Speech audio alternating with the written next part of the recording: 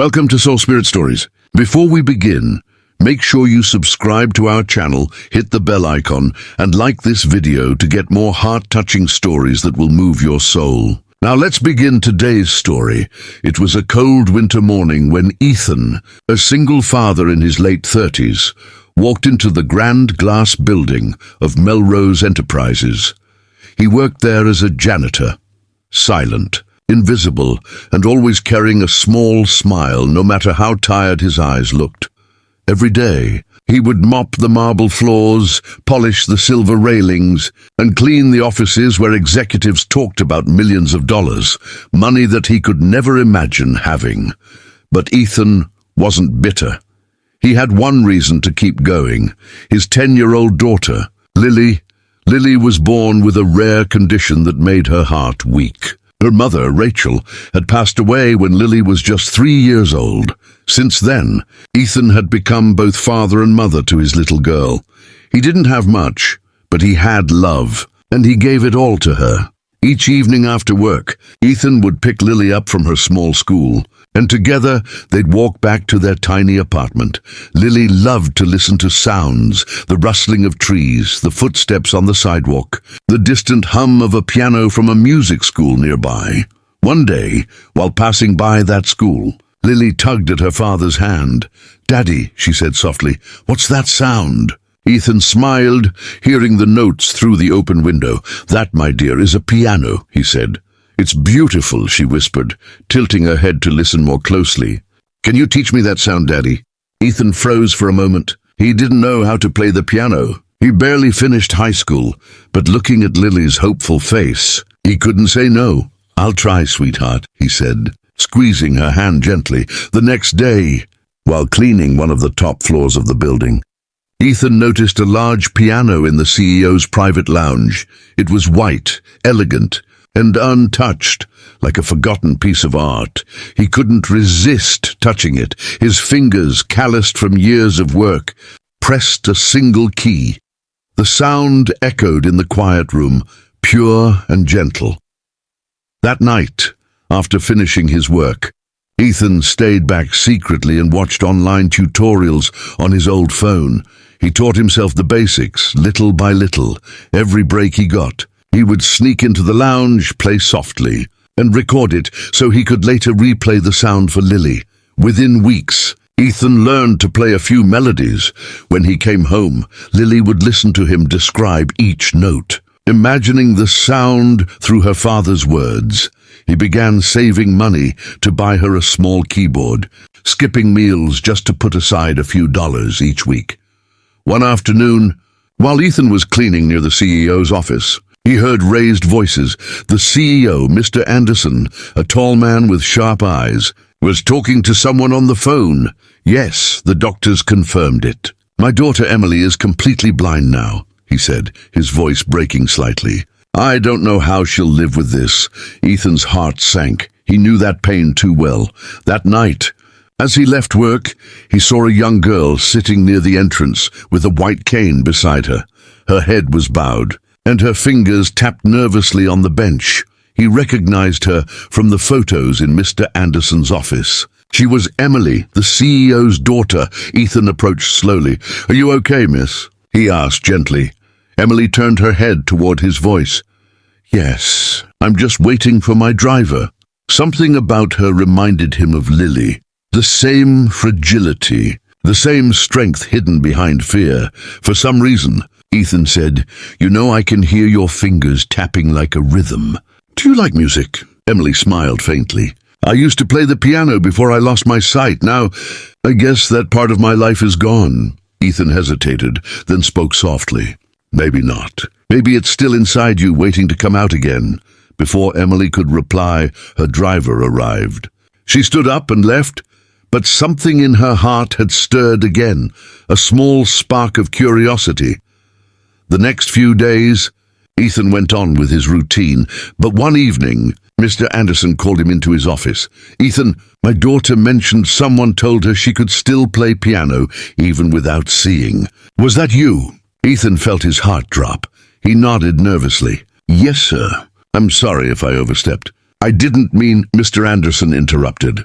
No, it's fine. Actually, she hasn't spoken about music in months. She wants to try again, but she needs someone patient enough to help her. I've tried hiring professionals, but she refuses to learn from them. She said she trusts the man with the kind voice. Ethan was speechless. Would you teach her? Mr. Anderson asked. I'll pay you for your time. Ethan couldn't believe it. He wasn't a real teacher, just a janitor who barely knew the basics. But for some reason, he said yes. And so the next morning, Ethan found himself sitting beside the grand piano with Emily.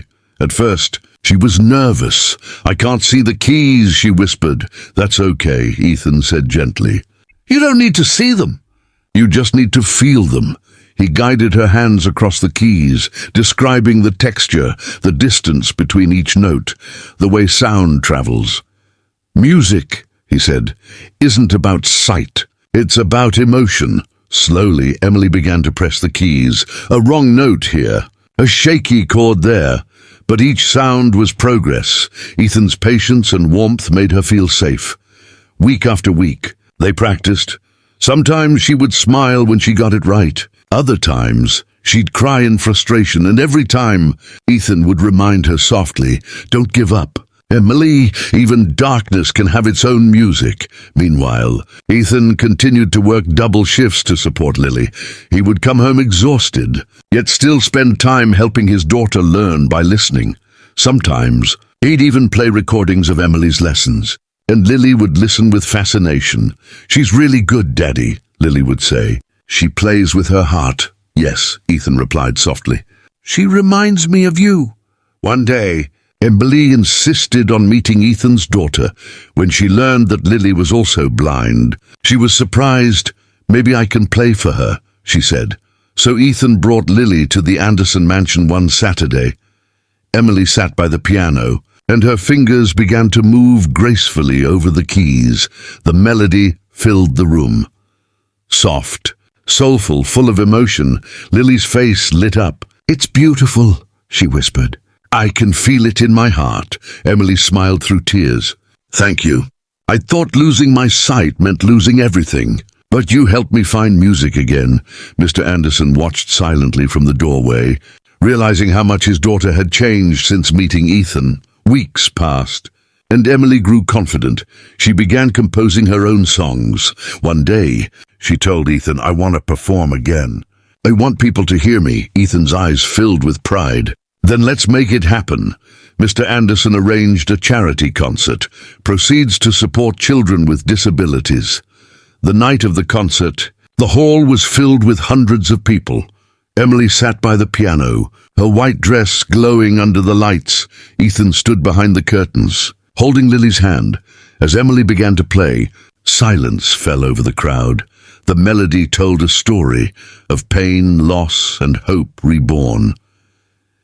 When she finished, the audience erupted in applause. Tears streamed down Ethan's face. Lily whispered, Daddy, that's what love sounds like. After the concert, Mr. Anderson approached Ethan. I don't know how to thank you, he said sincerely. You didn't just teach my daughter music. You gave her back her life. Ethan smiled humbly. All I did was show her what was already inside her. Mr. Anderson paused for a moment, then said, I heard about your daughter's condition. I want to help. I own a hospital foundation. Let me arrange the best treatment for Lily. Ethan couldn't speak. His eyes welled up. Sir, I can't accept that. But Mr. Anderson placed a hand on his shoulder.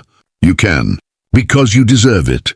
Months later, Lily's surgery was successful. Her health improved, and soon she could walk and play like any other child. Ethan's life had changed completely, not through money, but through kindness and connection. Emily continued her piano journey, often visiting Lily to play duets together. They became inseparable, like sisters who could understand the world through sound instead of sight. Years passed. Ethan was promoted to building supervisor, no longer just the janitor. Everyone ignored. He had earned respect through his heart, not his title.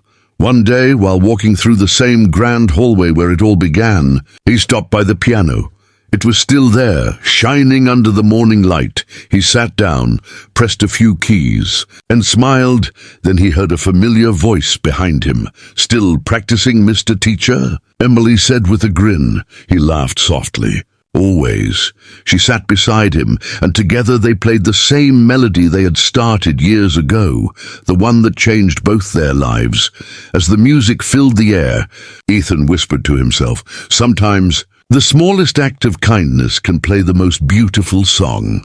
The screen fades slowly as the melody continues, showing flashes of Lily laughing, Emily performing on stage, and Ethan cleaning the same hallway, not as a janitor, but as a man who turned struggle into strength. Voiceover. In a world that often values wealth and status, remember, kindness and love can transform lives in ways no fortune ever could. Thanks for watching Soul Spirit Stories. If this story touched your heart, don't forget to like, share, and subscribe.